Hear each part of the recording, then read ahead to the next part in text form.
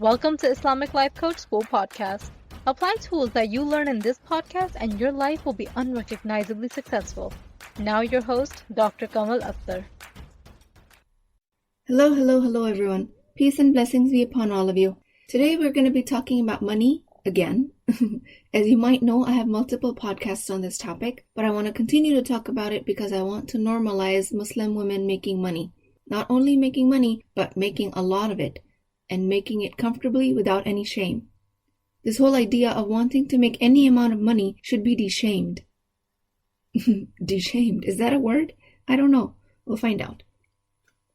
So money inherently is not evil, but our ideas attached to it can be. Money is the circumstance. It's neutral. Think of CTFAR. And also, there's a cultural movement that it's okay for us to do something just for the sake of money. Not only is this idea okay, but it's encouraged. Especially when women these days are fighting for their equality in fair wages.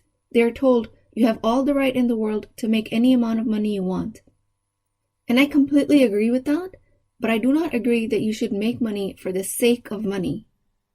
Every goal is heavily dependent on the why behind it. And when you are waking up at 5 a.m. for the 70th time, so you can get the kids ready and make it to work on time, making money for the sake of making money is not going to be a compelling enough reason in your head to get you out of bed. Your brain will present, this is a dead-end job. They don't honor my skill set. I need a job where I'm appreciated, or other sentences of the sorts. So you need a stronger, more compelling why behind it. Simon Sinek, a very accomplished motivational speaker, in his famous TED Talk, How Great Leaders Inspire Action, he talks about this golden circle. Think about it as a bull's eye. All of these rings of circles stacked on each other have to do with accomplishing a goal. All of these circles consist of the reasons why anyone would want to achieve a goal. The outermost circle consists of the what, the middle is the how, the centermost value in the bull's eye-shaped circle is the why. In one of his books he also says, the why is discovered, not created. The why is the emotional reason behind you getting up at 5 a.m. every morning, which gives you a compelling reason to continue to do it day after day. Other reasons are rational. So in other words, if we do not elevate our intentions, our why behind making money, we will end up worshipping money. And we know when we worship anything belonging to this world, it will leave a big gaping hole in us as a human. Humans are designed to seek submission. If you submit to money, your life and your deathbed will be restless. If you submit to the divine, both of your life and deathbed will be fulfilling, inshallah. If we replace money with the divine, there is never going to be peace in our hearts and mind. Having said that, you're allowed to make money. Not only that, you're allowed to make a filthy amount of it. You are allowed to make yourself financially secure by investing your money and letting it work for you. Elevating that reason of making money, first from the most superficial, the what and the how, then to the deepest reason of why, finding out the emotional reasons behind it, is your job.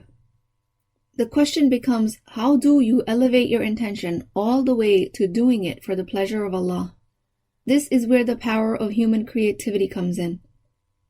What does it look like for you to make money, a lot of money, being wealthy, financially secure, and doing it for the sake of Allah? That creative process, that innovation, that cognitive load is the work you're sent to do here in the world. In this increasingly capitalist global society, a mediocre product or service gets sniffed out very quickly. So the best way to make money is to help people get what they want, solve a problem, create value, and create so much of it that they're willing to pay you your asking price. And this is true in both business and employment situations. Create value for your boss, clients, customers, company.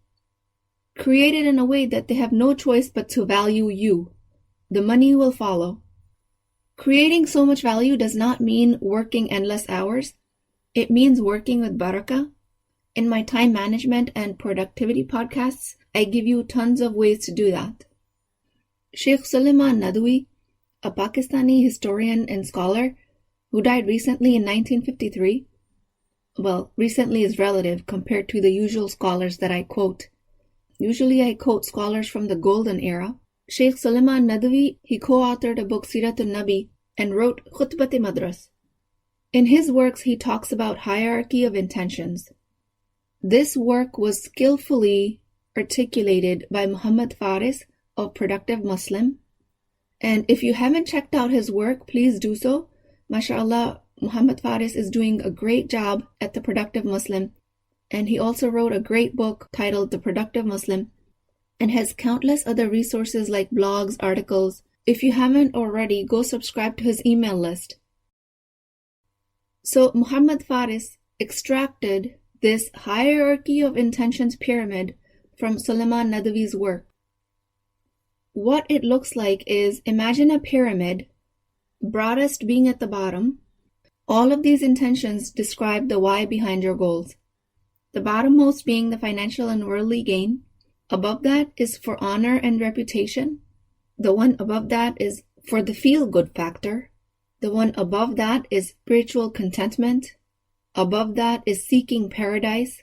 And the top of the pyramid is for Allah subhanahu wa ta'ala.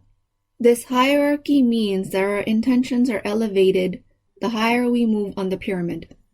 The topmost intention being our goals being for the sake of Allah. In my coaching program, I simplify it a little further. I simplify it in only 3 tiers. The bottommost line of the pyramid being the self, above being others, and above that being for Allah subhanahu wa ta'ala. For me, these are the 3 main reasons why people do things in this world. The challenge that I'm describing today is how can we make money with our why being the pleasure of Allah, the highest level of intention. So I have a marketing coach. Her name is Simone Sol. She lives in South Korea, but her major clientele is from Western countries. The language she speaks is of many religions and traditions, and she tells her clients that in order for them to scale their business, they have to scale their ability to help. That is what she practices herself in her business, and she is a self-made millionaire, and that is what she teaches all of her clients. So the reason I mention this is because scaling your money up depends on your ability to provide value. Scale your value up, you are going to automatically scale money. Service comes before money. I teach that. I practice that. I internalize that. Money is just a token of exchange of value. There's nothing fundamentally unspiritual about money. Just like there isn't anything spiritual about money. Money itself is neutral. How we see it depends on the quality of our thoughts. So when you want to create the desired result with a lot of money in the result line of the CTFAR, circumstances, thoughts, feelings, actions, and results, you have to trace back to see what thoughts you're functioning from. All thoughts lead to a result. A stigma against money originates from the socialization that wanting money means that you cannot be spiritual. When you subconsciously internalize that belief, your thoughts can never be high quality enough to generate value for money. Your result will always be low value. You will always end up devaluing yourself, leading to no money, leading to proving the belief that money is not for the spiritual. It's a self-fulfilling cycle. This is classic black and white thinking, which is a very common human bias. To be wealthy means you can't be spiritual. Just like we're socialized to believe that having negative emotions means we are low in our faith. Oh my God, that's just a no. It's just a bias of the human mind. These things are not mutually exclusive. So starting today, we're going to begin to question if you can be spiritual and make money. Most of the teachings these days is for you to be okay with making money just for the sake of making money, just like I mentioned before. You can make money just because you want it. Again, if you put something created, like money, as your primary intention behind your motivation, that you will always have unease. You will always be operating from a place of scarcity. Brain will offer you that there's only that much money to go around. If I make more, others can't make more. But if you detach yourself from the limited intention of making money for the sake of it, and instead be creative and be present with the cognitive dissonance that comes with asking the question, how can you create money with spirituality, with religion, with the will of Allah in mind? That is a much more productive question to be asked. And the answers might not come to you right away, but if you continue to ask yourself, how can I earn money for the pleasure of Allah? Your brain will generate answers. Your intentions will travel up all the way to the highest tier of hierarchy of intentions. So when you're completely immersed in the belief system that you're making money for the pleasure of Allah, then you have detached yourself from the outcome of earning the money. Then you're providing service, value for the pleasure of Allah. And this detachment is what attracts money to you. Because value and service is what the society rewards. And that reward system in today's token of exchange is money. So the question here isn't, how can I fight for equality in earnings as a minority, as a woman, a Muslim, a human of color? The question isn't, how can I make money just for the sake of money? The question is, how can I make earning money purely for the sake of pleasure of Allah? Now here the evaluation process becomes very important because the socialized forces will easily throw us into a consumer mode, meaning underlying subconscious programming based on repetitive marketing and continuous social media messaging is that we make money to consume more and to have more, and thus tethering us again to the material world. This is a sure way to lose barakah and to lose sight of the bigger picture of the afterlife. In that case, just reevaluate yourself. If your intentions have gone off track, and then just bring them back very gently without judgment of yourself. And repeat this process as many times as you need. Do it for as long as it takes for you to solidify the neural pathways of the higher intention. It will take some time and repetition. But the more you repeat this process, the more you will come to understand that high quality thoughts and intentions will become your norm, inshallah.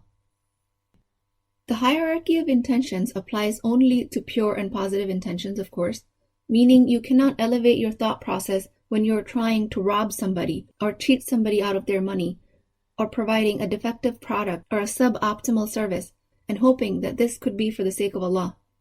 You cannot sell alcohol, cigarettes, explicit material, and elevate your intention to make it for the sake of Allah. The dealings of the fair exchange of money have to be within the bounds of Islam. Then you can claim you're doing it for Allah.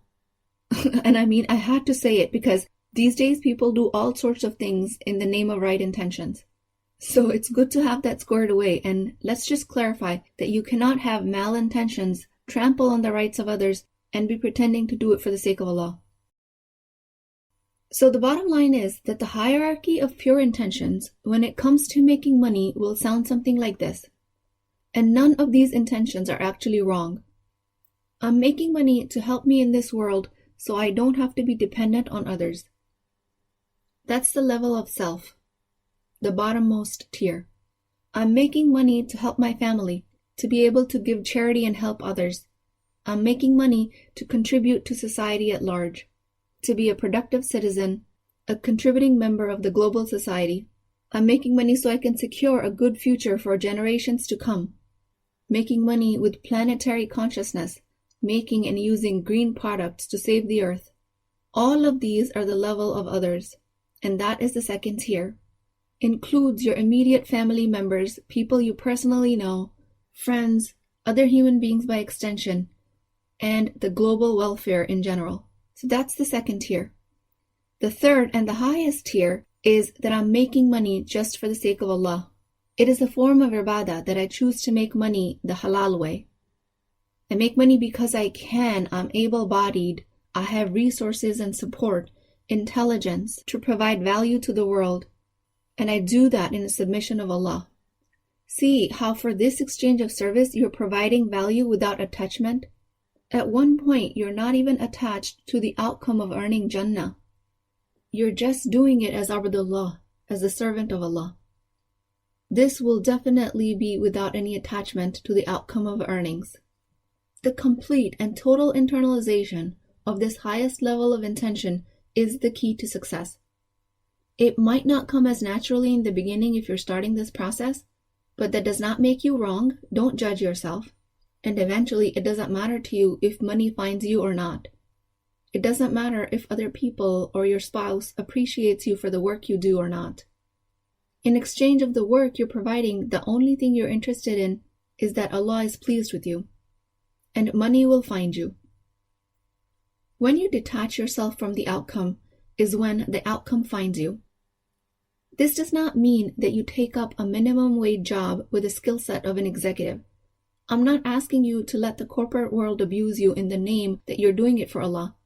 Remember, if you let people get away with misusing their power, you are teaching them how to treat you. This is not an invitation for you to be a doormat. Don't let the higher-ups tell you to work insane hours when you can provide the same value in less hours, more creatively. For the sake of Allah does not mean to let people walk all over you. If your brain presented you with this obstacle when I was describing this concept, then realize that this is just another example of black and white thinking. How do you detach from the outcome of having any amount of money you wish when you elevate your intention to the highest level? Ibn al-Qayyim al-Jawziyah described it in very beautiful words.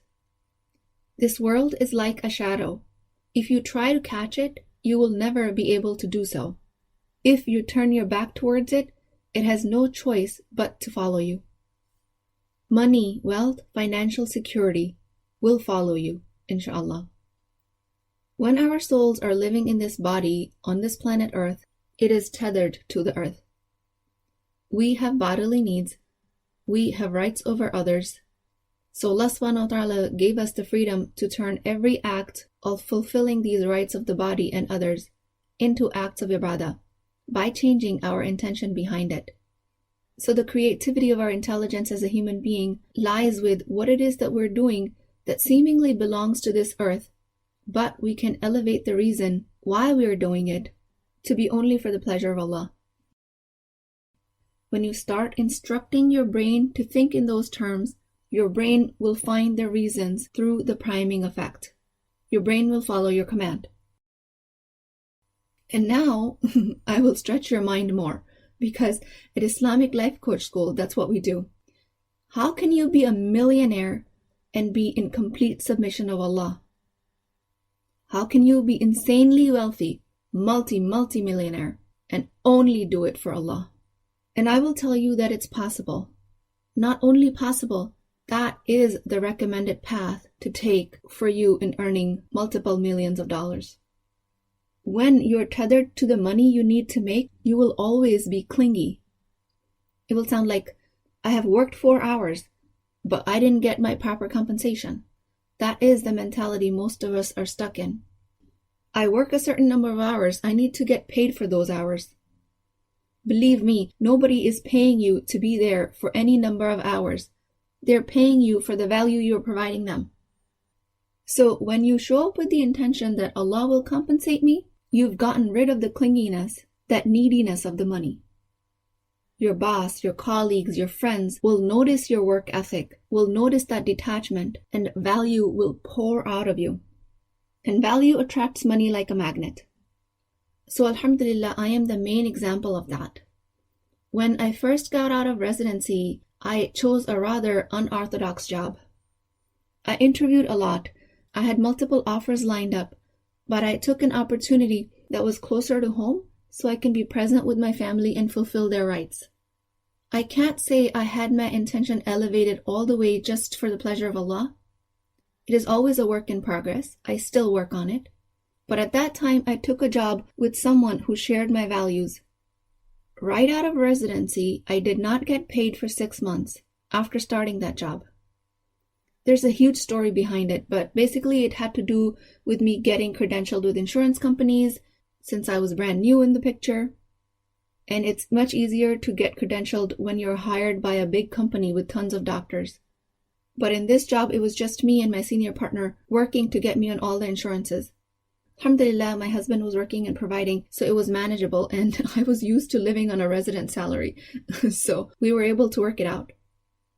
But what I'm saying is that I did not give into scarcity and fear mentality for those 6 months because I worked really hard.